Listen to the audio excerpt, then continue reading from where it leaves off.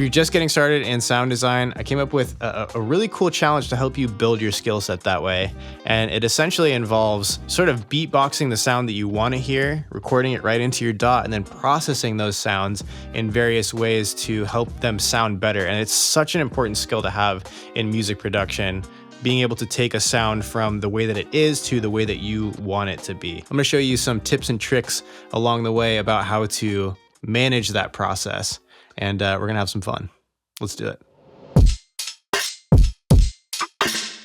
So we're gonna start with just a very simple loop here. It sounds like this.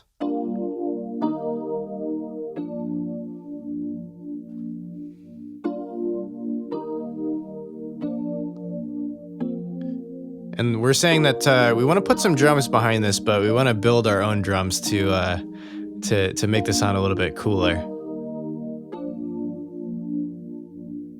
Now, I also recorded a few mouth sounds, basically some beatboxing, like a kick, a snare, and a hat, and like a perk sound. So let's listen to that right now.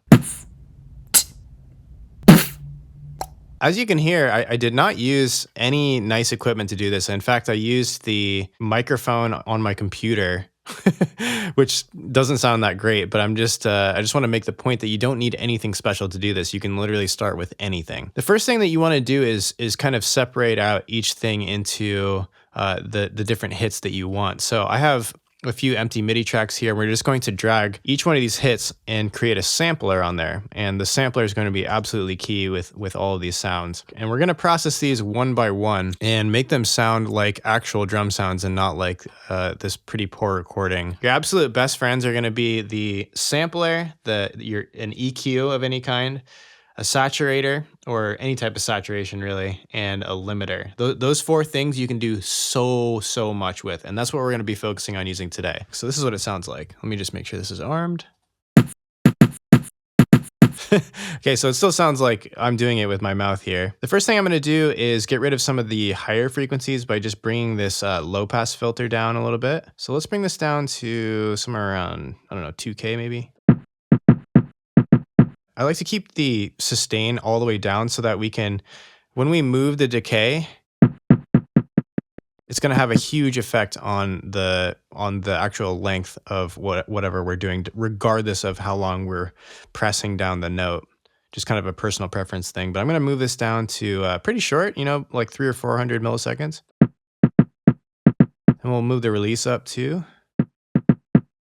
Now with kick sounds, I like to make this much deeper. So let's actually go down an octave and see how this sounds. The reason why samplers are really nice for sound design is because you can do things like, if you come to where it says controls, this control tab here, and you go to pitch, you can actually make a little pitch envelope real quick. Essentially what we're doing is we're deciding whether we want it to start low and go high or start high and go low. And if you listen to like a lot of slowed down real kick drums, they kind of have like a pitch envelope where they go from higher to lower. So it's usually nice to add in some pitch bending here over time, but pretty short. So, this decay amount is probably okay. So I like to add this in.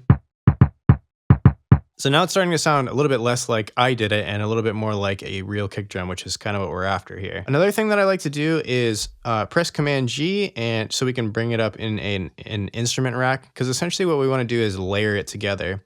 And what I like to do is after I press Command D and duplicate it, I'm just looking to isolate a small part of this kick here to layer on top. So I'm going to mute the original one, and we'll call this just layer for now. And if we just go right here, maybe just this little piece here,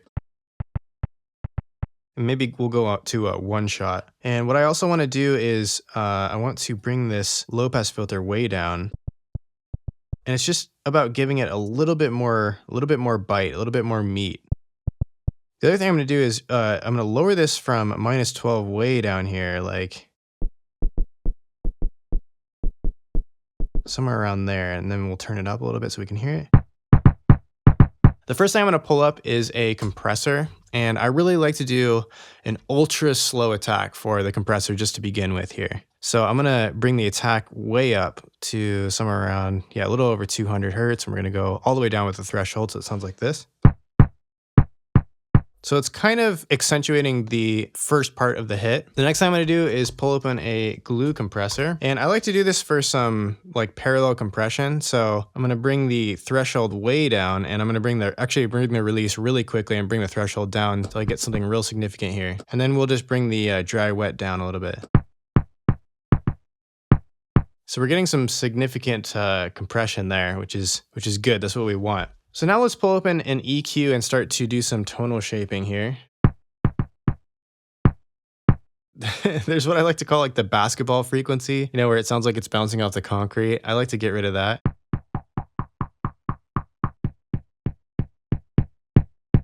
And then let's actually pull open another EQ and do a little bit more tonal shaping. So I want to high pass it a little bit so we can get rid of some of the ultra low frequencies. And another cool thing to do is to add in some resonance with an EQ. So if you use like a really tight Q on one of these bands, you can add in a frequency basically. So if you're a little more subtle with it, it adds like a nice thump. And now I kind of want to get rid of more of those upper mids, some of this stuff. See, look how crazy this EQ is already. Like I said, we're just moving towards our end goal here, which is to make more of a thumpy kick. Next up, let's add in some saturation. Just like I had mentioned previously, this is going to be one of the best tools for you to do. And we're just really looking to add some drive and some grit to the sound because it kind of adds more harmonics, which makes it a thicker sound. So it can be nice to add some saturation and then filter it out after that to really make it gritty. And we just want to get it into the non-linear zone so it starts to distort a little bit. I like to be slightly more measured with it. We can always change it a little bit more later, but I think this is an awesome starting point. So now let's go ahead and start working on the snare, and then we'll get a little groove going with this loop that we're doing.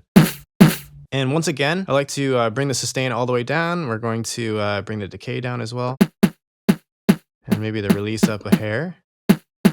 Let's bring the pitch up a little bit, something like this. And one thing I notice about this snare right away is that it's super dark. And so the first thing I want to address is that aspect of it. I want to add in a bunch of highs here. So let's start with a high pass filter and get rid of some of the ultra lows here.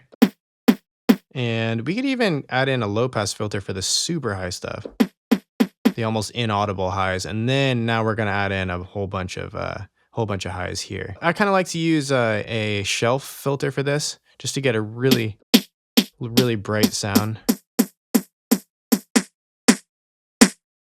So now let's work on a little bit of compression because compression will help kind of thicken up the sound. So once again, I'm going to use a really slow attack here because I want to let it through a lot of that transient. I don't want to squash it too much just yet. So let's bring in some drive here. And then one of my favorite tools to use that we didn't use on the kick, but I do love to use it on any kind of drum sound is this color limiter. Now, it has its own saturation, but I really like that you can control the saturation and the dynamics at the same time. So yes, we've added a compressor and a saturator already, but this color limiter sounds a little bit different and it has its own particular quality to it that I really like. We're gonna just bring the release down a little bit. And maybe the ceiling so it starts to compress and get a little bit more fat. And this saturation knob is the real kicker. So we're gonna bring this up and make it sound a lot more fat. And sometimes it's also nice to add in a utility or any type of gain plugin so that we can, because with all this compression applied and even saturation, we're kind of reducing the overall output of our sound here. So let's bring up the gain a little bit.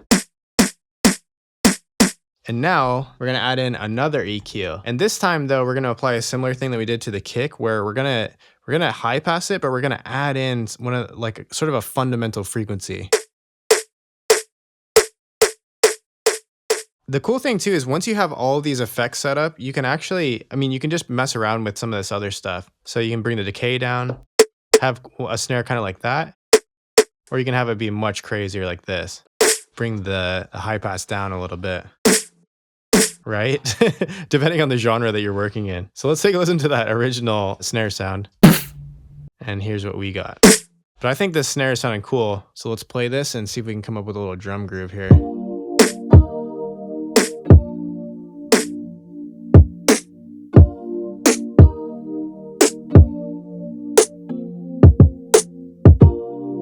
Ooh, I kind of like this. I just raised the pitch a little bit.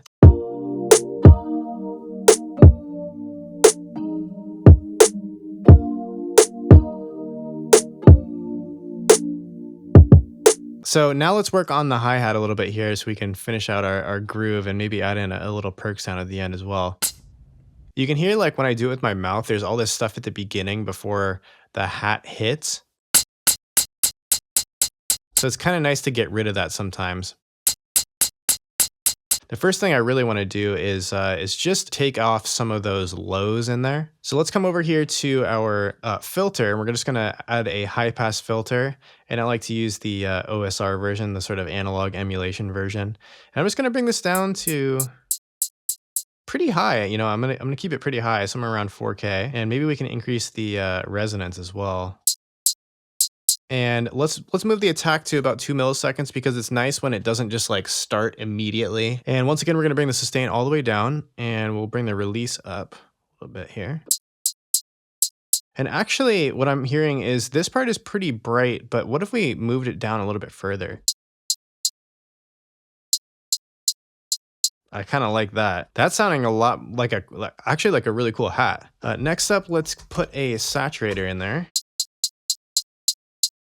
So now let's pull up an EQ and make some further tonal adjustments here. And I kind of want to get rid of some more of these lows here. Somewhere around here. And then maybe we could even accentuate these highs a little bit more too. Let's see how this sounds. And then if we want to add in a low pass filter to get rid of some of those. Now let's add in another EQ just in case we want it.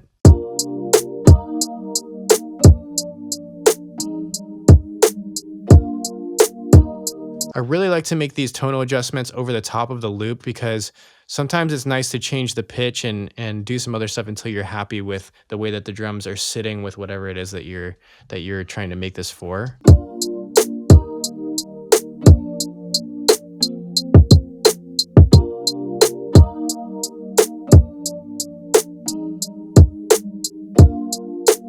So I'm just taking out some of that chirping. Just some of that right there. I'm just gonna reduce a little bit of that just to take the edge off a little.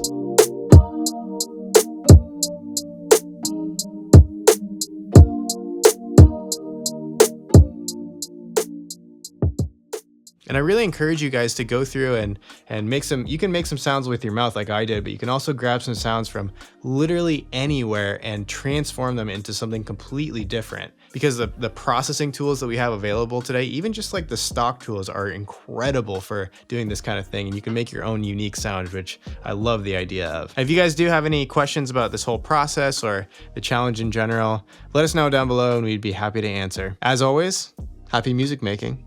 And we'll see you in the next video. Take care. Peace.